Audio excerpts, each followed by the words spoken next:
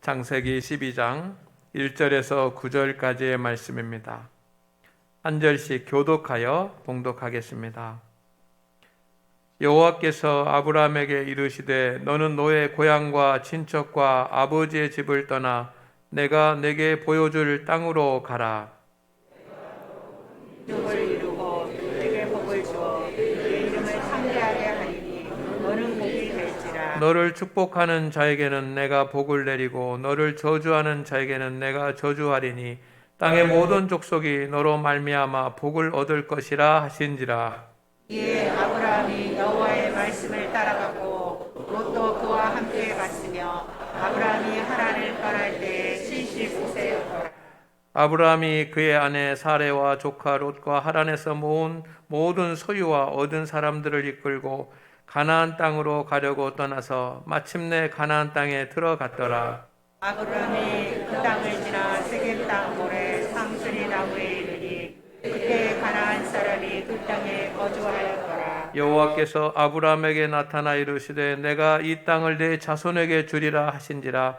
자기에게 나타나신 여호와께 그가 그곳에서 제단을 쌓고 거기서 베델 동쪽 산으로 옮겨 장막을 치니 서쪽은 베델이요 동쪽은 아니라 그가 그곳에서 여호와께 제단을 쌓고 여호와의 이름을 부르더니 다 같이 점점 남방으로 옮겨갔더라. 아멘.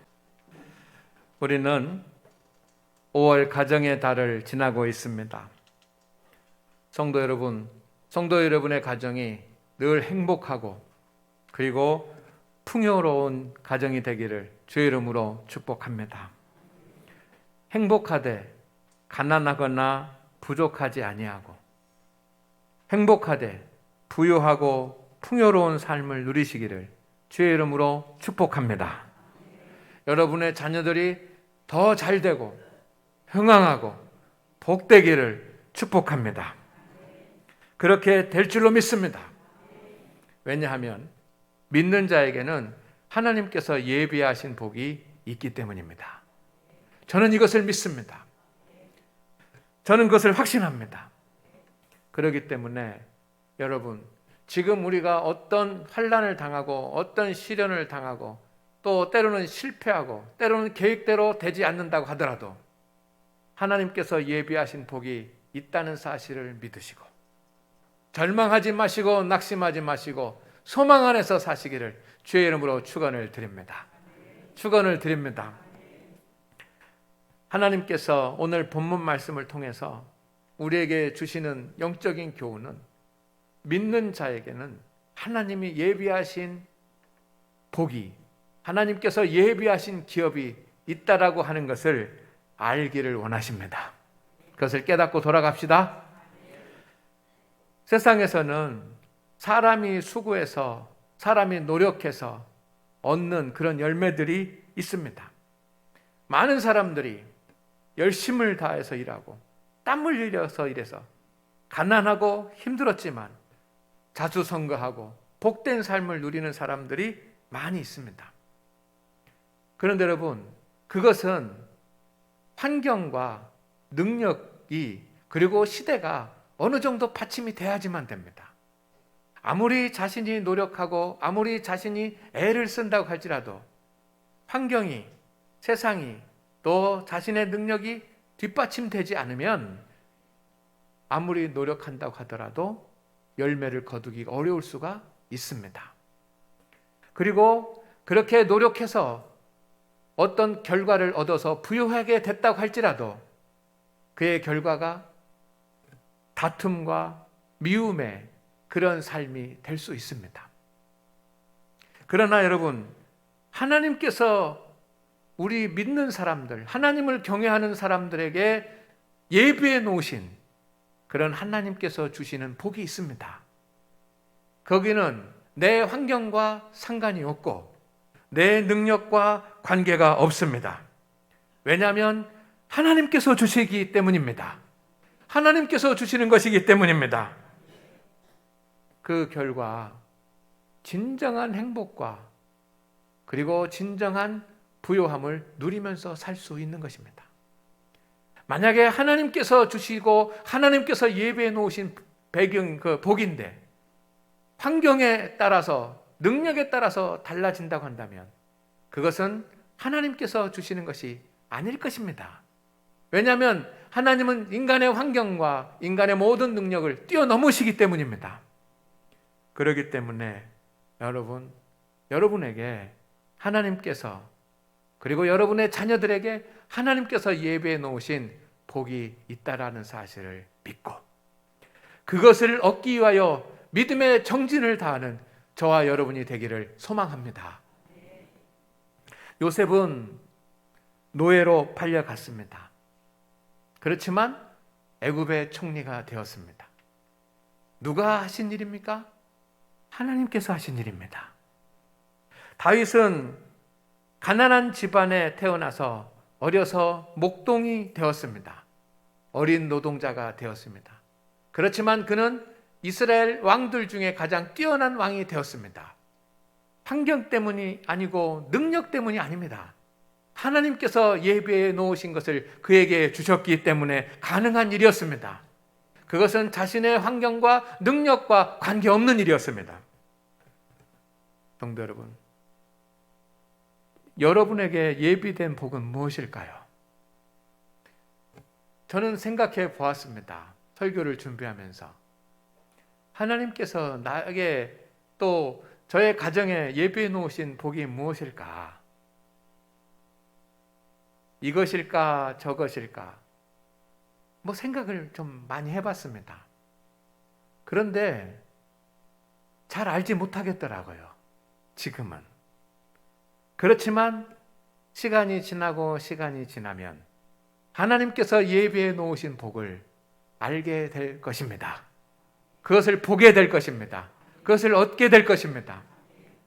여러분에게 하나님께서 예비해 놓으신 복이 따로 있다고 한다면, 여러분의 자녀들에게 예비해 놓으신 하나님의 복이 따로 있다고 한다면, 여러분 그것은 신나는 일 아닙니까?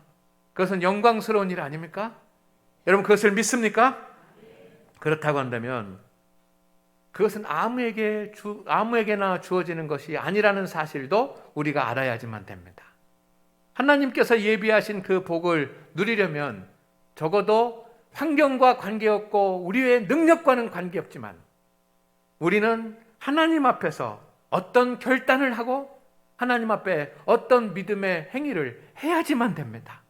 그것이 오늘 아브라함을 통해서 주시는 말씀입니다. 믿음의 조상이며 복의 근원이 된 아브라함을 통해서 복된 삶, 우리의 가정이 복된 가정이 되려면 우리가 무엇을 결단하고 무엇을 해야 되는지에 대해서 주님께서 분명한 말씀을 주십니다. 첫째는 여러분, 우상을 섬기는 삶을 떠나십시오. 어떤 분들은 그러고 나는 우상 안 섬겨요. 우리 집은 이미 우상의 문제는 다 해결했습니다. 제사도 드리지 않고 과거에 섬겼던 그런 우상들, 잡신들은 섬기지 않습니다. 라고 말할지 모릅니다.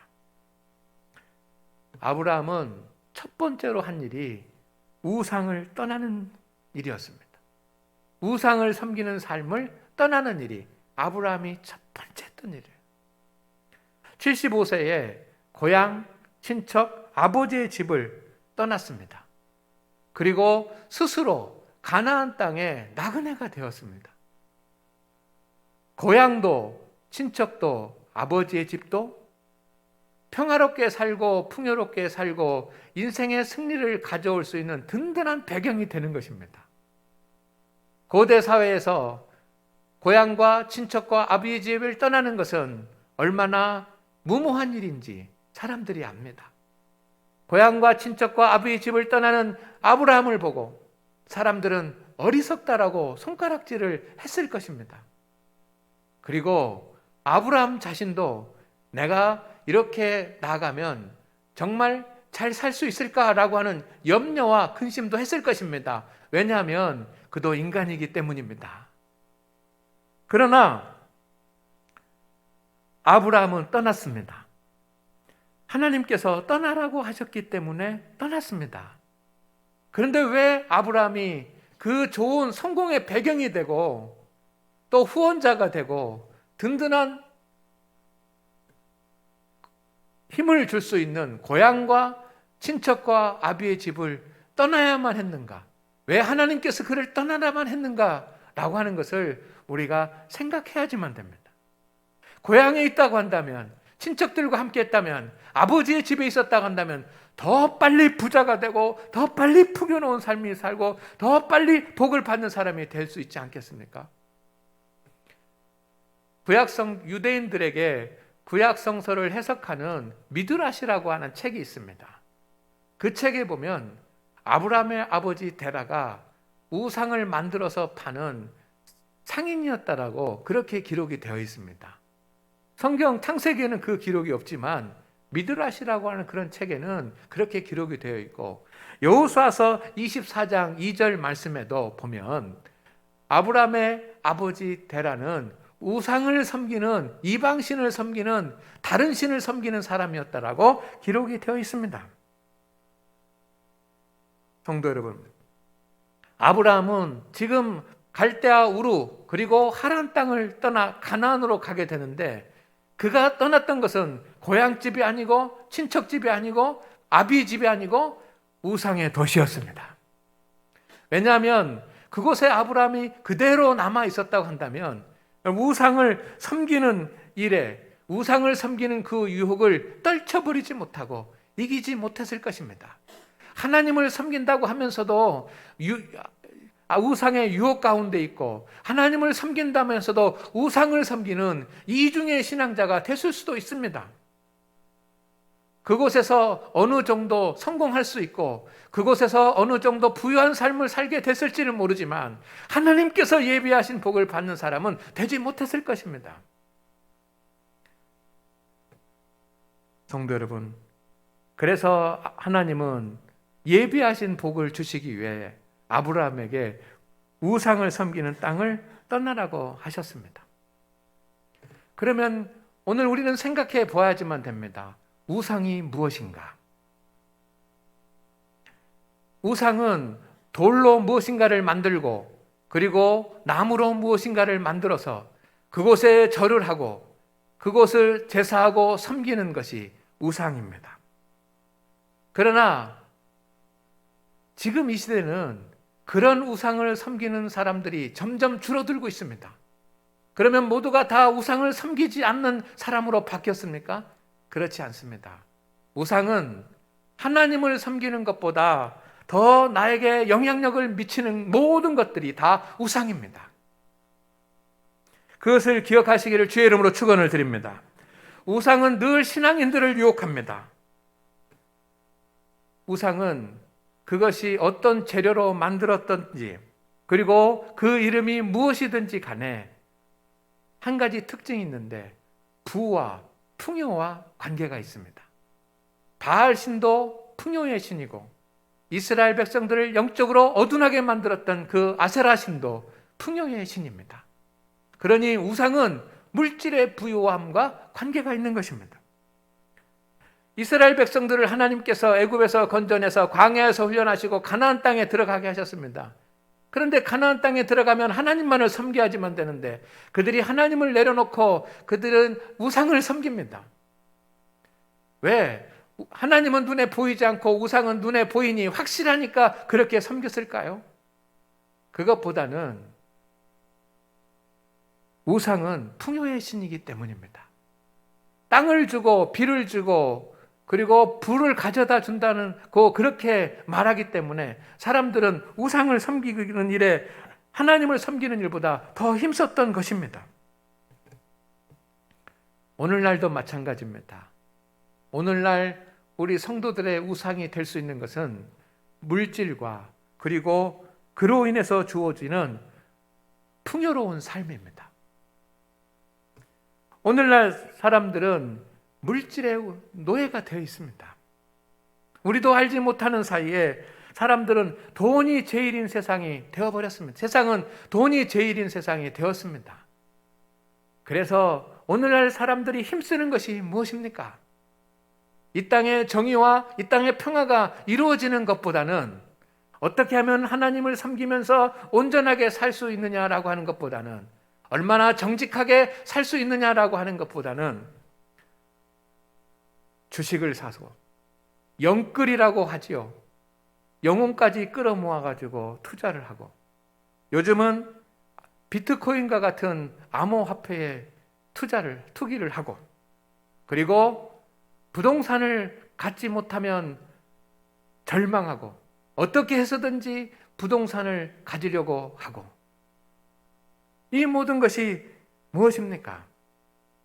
물질이 제일이라고 생각하면서 살기 때문에 나오는 그런 결과들입니다. 물론 물질도 중요합니다. 그러나 우리에게 물질이 가장 중요한 우리의 영향력을 미치는 것이 된다면 그것은 우상이고, 왜 사람들이 그렇게 물질에 매달리고 물질을 모으는 일에 힘씁니까?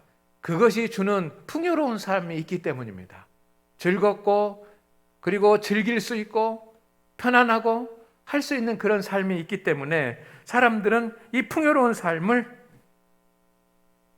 얻으려고 합니다. 그러나 그렇게 하다가 보면 나도 모르는 사이에 우리 그리스도인들이 하나님보다 세상을 더 따라가게 된다고 하는 것입니다. 이것을 경계할 수 있기를 바랍니다. 하나님께서 예비하신 복을 우리가 받아야지만 되는데, 그 예비하신 복을 받으려면 여러분, 하나님을 더 경외하고 하나님을 더 섬겨야지만 되는 것입니다. 우리가 지금 물질, 그리고 풍요롭게 사는 그런 삶이 하나님을 예배하고 하나님 앞에 나와서 기도하고 주님의 교회에 충성하는 그런 시간을 빼앗는다고 한다면 이미 우리는 우상을 섬기고 있는 것입니다. 성도 여러분, 하나님의 예비되신 복을 받기를 원한다면 여러분의 가정이 먼저 하나님을 온전히 섬기는 가정이 되시기를 주의 이름으로 축복합니다. 축복합니다. 축복합니다. 믿음 생활을 온전히 하십시오. 제가 설교 때마다 요즘은 계속 강조해서 하는 말씀입니다.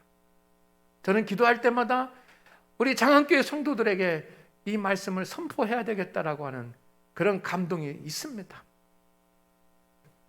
여러분, 경건의 모양과 경건의 능력을 갖추십시오. 여러분들이 진정으로 행복하고 잘 되는 그런 삶을 살기를 원한다면 하나님과 우상을 같이 섬길 수 없다라고 하는 사실을 꼭 기억하시기를 바랍니다. 우리 믿음의 사람에게 성도의 표지가 저는 3가지가 있다고 생각합니다. 첫째는 예배와 기도회에 참석하는 것입니다. 예배는 주일 예배만 있는 것이 아니라 오후 찬양 예배도 있고 주간 기도회도 있고, 그리고 기도회 모임이 새벽 기도회도 있습니다. 그러나 언제부터인가 주간 기도회는 참석하는 사람들, 새벽 기도회는 참석하는 사람들만의 몫이라고 하는 그런 생각이 우리의 마음 가운데 들어와 있습니다. 두 번째는 직분과 사명을 감당하는 일입니다. 여러분, 직분은 사명을 감당하기 위해서 하나님께서 주신 것입니다. 경건의 삶은 온전히 하나님을 섬기는 것은 내게 맡겨진 그런 직분에 충성을 다하는 것입니다. 이게 믿음의 표지입니다. 그리고 세 번째는 온전한 11조를 하는 것입니다. 이런 얘기를 할 때마다 좀 부담이 됩니다. 왜냐하면 목사님이 헌금 얘기한다라고 그렇게 할까봐 부담이 됩니다. 그렇지만 여러분, 그것이 진실입니다. 이것이 믿음의 표지예요. 이것을 물질적인 삶이나 풍요로운 삶에, 그리고 평안한 삶을 위해서 이것을 하지 않는다면 그것은 어린 나이의 신앙이고 연약한 신앙이라는 것입니다. 여러분, 하나님께서는 신앙생활 때문에, 내가 온전히 믿음 생활하는 것 때문에 우리의 삶이 무너지도록 하지 않으십니다. 하나님은 더 큰 복을 주십니다. 하나님을 온전히 섬기십시오. 하나님을 온전히 섬기십시다. 그러면 우리가 알지 못했던 예비하신 복을 하나님께서 주십니다. 두 번째는 하나님의 말씀에 귀를 기울이고 순종하십시오. 아브라함은 하나님의 말씀에 청종하는 사람이었습니다. 오늘날 우리는 성경이 있습니다. 얼마나 감사하고 얼마나 행복한 일이고 얼마나 큰 은혜인지 모릅니다. 그러나 아브라함에게는 성경이 없었습니다. 우리는 말씀을 통해서 하나님의 음성을 듣습니다. 그러나 아브라함은 하나님께서 직접 말씀하셔야지만 들을 수 있었습니다. 그런데 매일 아침마다 하나님께서 아브라함에게 말씀을 주시는 것이 아닙니다. 몇 년에 한 번 또는 수십 년에 한 번 말씀하실 뿐입니다. 그러나 아브라함은 그렇게 몇 년에 한 번, 수십 년에 한 번 하나님의 말씀을 음성으로 듣지만 그 말씀을 음성으로 듣고 난 뒤에 잊지 아니하고 기억하기 위해서 힘썼고 그 기억한 하나님의 말씀을 순종하는 일에 철저했던 사람입니다. 성도 여러분, 아브라함은 우리가 잘 아는 것처럼 우리와 같이 실수도 많고 허물도 많았던 사람입니다. 그가 온전히 날마다 거룩한 삶을 살았다고 할 수 없습니다. 아내를 누이라고 2번이나 속인 사건은 단순히 거짓말을 한 사건으로 끝나는 것이 아닙니다. 큰 범죄를 한 것이고 아내에 대해서도 큰 범죄를 한 것이고 여러분, 그렇게 아브라함에게는 허물도 있습니다. 그리고 하나님께서 100세의 아들을 주시겠다라고 그렇게 약속을 하셨는데 그것을 믿지 못하고 이스마엘을 낳고 그리고 이스마엘을 낳은 뒤에 13년 이상 동안이나 하나님을 찾지 못하고 그렇게 영적으로 어둠 가운데 지냈던 것은 분명히 아브라함에게 영적인 약점입니다. 그렇지만 하나님께서 왜 그에게 복의 근원이 되게 하고 믿음의 근원이 되게 했는가라고 하는 것을 우리가 알아야지만 됩니다. 그것은 말씀에 귀를 기울이고 그 말씀에 순종하는 사람이었기 때문입니다. 아멘입니까? 아멘입니까? 성도 여러분, 그는 100세에 낳은 아들을 하나님께 바치라고 명령을 해도 순종할 수 있는 사람이었습니다. 우리가 하나님의 말씀에 따라서 예비된 그런 복을 받기를 원한다면 오늘 이후로 우리는 하나님의 말씀을 귀 기울여 듣고 그 말씀에 순종하는 사람이 되어야 될 줄로 믿습니다. 특별히 여러분 주 예수 성언에 귀를 기울이시기를 바랍니다. 주 예수 성언 거룩한 독서는 여러분 우리 교회가 하는 일 가운데 저는 가장 은혜스럽고 가장 잘하는 일이라고 그렇게 믿습니다. 하나님께서 성령의 감동으로 우리 교회에게 주신 복이라고 믿습니다. 개인적으로 성경을 읽으십시오. 그리고 여러분 말씀도 묵상하십시오. 그리고 성경도 연구하십시오. 다 좋습니다.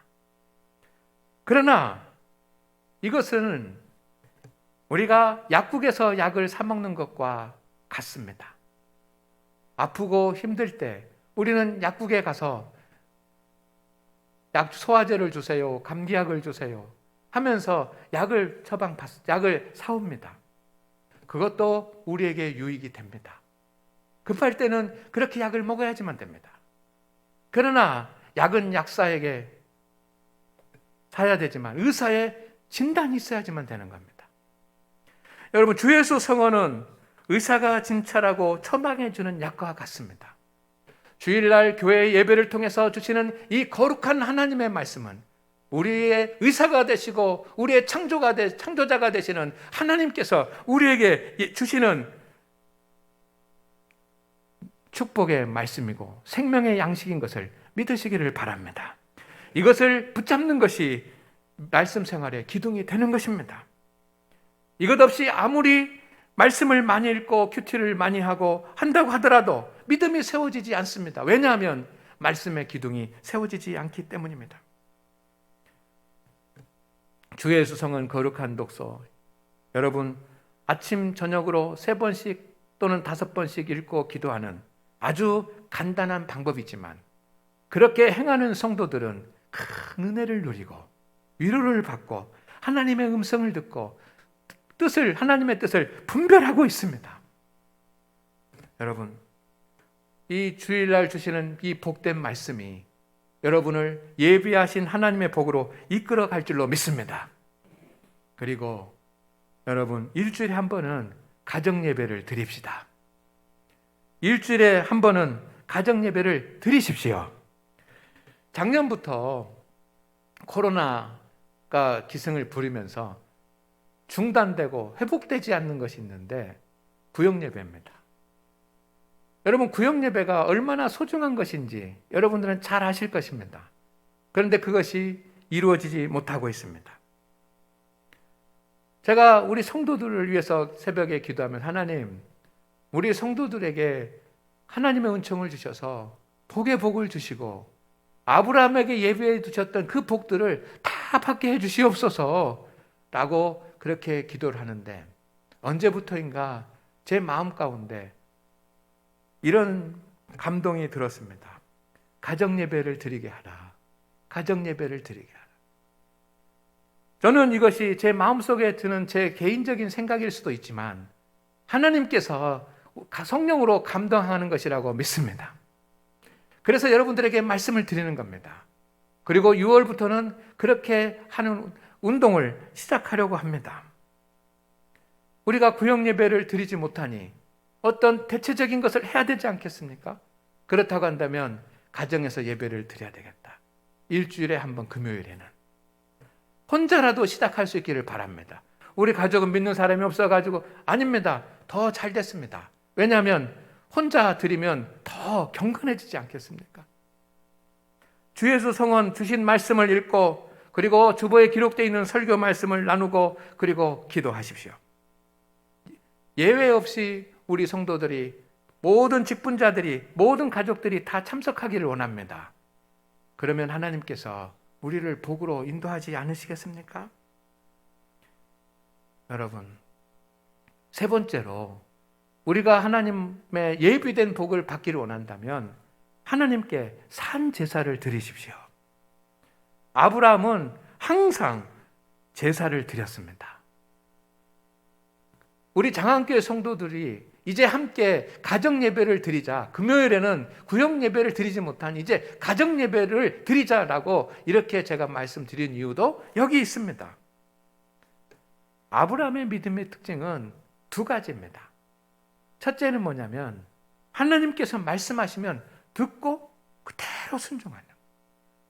그리고 두 번째는 가는 곳마다 거기서 제단을 쌓았더라, 거기서 제단을 쌓았더라, 가는 곳마다 예배를 드리는 거예요. 그 외에 없어요. 그런데 하나님께서 그에게 복을 주시는 겁니다. 여러분, 왜 이 두 가지를 행한 아브라함에게 하나님께서 복을 주셨을까요? 하나님께서 가장 기뻐하시는 것이기 때문입니다. 제사는 온전한 예배와 헌신의 삶입니다. 제사를 드린다라고 하는 것은 두 가지인데, 영과 진리로 하나님을 온전히 예배하는 것입니다. 두 번째는 주님의 몸된 교회를 위해서, 주님의 일을 위해서 헌신하는 희생이 제사입니다. 제사의 가장 중요한 것들 하나는 제물을 준비하고 그 제물을 희생해서 하나님 앞에 드리는 것이 제사입니다. 그래서 제사에는 예배와 헌신, 희생이라고 하는 그런 믿음의 가치와 믿음의 정신이 담겨져 있는 것입니다. 여러분, 오늘 우리는 하나님 앞에 예배를 드립니다. 그러나 이 시간 하나님 앞에 예배를 드리는 성도들의 태도와 마음은 다 다를 것입니다. 그러나 누가 하나님께서 받으십니까? 영과 진리로 예배 드리는 성도들의 예배는 하나님께서 반드시 받으시고 복을 주십니다. 그것을 우리는 누릴 것입니다. 가족이 주일 예배에 함께 참여할 수 있도록 도우십시오. 가르치십시오. 그리고 여러분이 먼저 온전한 예배를 하나님 앞에 드리십시오. 우리의 예배, 그리고 여러분이 드리는 예배를 하나님께서 받으시도록 영과 진리로 드리십시다. 여러분이 먼저 주님의 교회에 필요한 것이 무엇인지를 찾아서 헌신하기를 소망합니다. 하나님께서 은혜와 복을 주실 줄로 믿습니다. 할렐루야. 이번 주부터가 아니라 이번 오후 찬양 예배에 그 헌신 예배 순서가 있는데 헌신 예배 순서를 잘 하지 못하게 됩니다. 왜냐하면 모여야 되고 연습해야 되고 또 식사 문제도 있고 그렇기 때문에 신도의 헌신 예배는 당분간 좀 이렇게 고려하기로 그렇게 했습니다. 그런데 그러면 무엇을 할 것인가? 이 신도의 예배 시간에, 헌신 예배 시간에. 그래서 이번 주부터 찬양을 더 많이 드리기로 했습니다. 그래서 찬양을 우리 전도사님이 인도하시는데 예배 전에 찬송 인도도 하고 또 성도들과 함께 저도 같이 당분간 찬양을 하고 헌신 예배가 들어있는 계획되어 있는 날은 그렇게 하려고 합니다. 여러분 오후 예배에 오셔서 함께 찬양하기를 원합니다. 그런데 제가 그러면 전도사님 혼자 찬송하기 어렵고 그리고 또 누군가가 옆에서 찬양을 도와줘야지만 되는데 이런 코로나 상황 가운데 자원해가지고 할 수 있는 분이 있겠는가? 참으로 어려운 일이에요. 그러나 헌신과 희생이 없이는 예배가 온전히 이루어질 수가 없는 겁니다. 그래서 제가 전도사님에게 부탁을 해서 집사님들에게 전화를 좀 걸어서 이 집사님들의 도움을 청하라고 그랬습니다. 그랬더니 아멘 하면서 하겠다고 하는 겁니다. 이럴 때는 아멘 하시길 바랍니다. 여러분, 이렇게 예배나 모든 것들이 뭡니까? 제사를 드린다라고 하는 것은 헌신을 말하고 희생을 말하는 거예요. 오늘 하나님 앞에 예배하는 우리 성도 여러분, 여러분과 여러분의 가족과 여러분의 자녀들이 주님을 위해서 헌신할 수 있도록 가르치고 그리고 헌신한다면 주님께서 우리에게 예비된 복을 주실 줄로 믿습니다. 아무것도 안 하고 가만히 있는데 예비된 복을 받을 수 없는 거예요. 그는 땀을 흘리고 수고한 열매만 거둘 뿐입니다. 여러분이 먼저 여러분과 여러분의 가정이 산 제물이 되시기를 바랍니다. 주님께서 십자가에 산 제물이 되셨습니다. 그것은 희생과 헌신의 자리입니다. 그리고 주님의 뜻에 순종하는 충성의 자리입니다.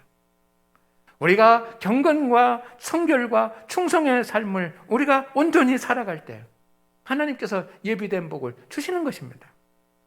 교회의 모든 예배와 기도회에 그리고 교회 교육에 참여하는 것이 산제물이 되는 것이고 그리고 세상에서 그리스도인답게 거룩하게 살아가는 것이 산제물이 되는 것이고 맡은 직분에 합당하게 충성하면서 살아가는 것이 산제물이 되는 것입니다. 살다 보면 어려워질 때가 있습니다. 저도 그렇고 여러분도 그렇습니다. 누구나 그렇습니다. 그러나 우리가 예배하는 주님은 여러분이 힘든 것을 보고만 계시지 않으십니다. 아브라함처럼 주님께서 우리를 부르셨습니다. 예비된 복을 주시기 위해서입니다. 여러분이 아브라함처럼 예비된 복을 받기를 원하신다면 아브라함의 믿음을 실천할 수 있기를 주의 이름으로 축원을 드립니다. 우리가 믿음으로 나가면 형편과 상황과 능력에 관계없이 하나님께서 예비된 복을 주십니다. 왜냐하면 하나님은 공의의 하나님이시고 언약의 하나님이시기 때문입니다. 그런 복을 누리며 사는 복된 성도들 되시기를 주의 이름으로 축원합니다. 하나님 아버지, 모든 성도들이 하나님께서 예비하신 복이 있다는 것을 알게 하여 주시고 그 복을 받을 수 있는 성도들이 되게 하여 주옵소서. 예수님의 이름으로 기도드립니다. 아멘.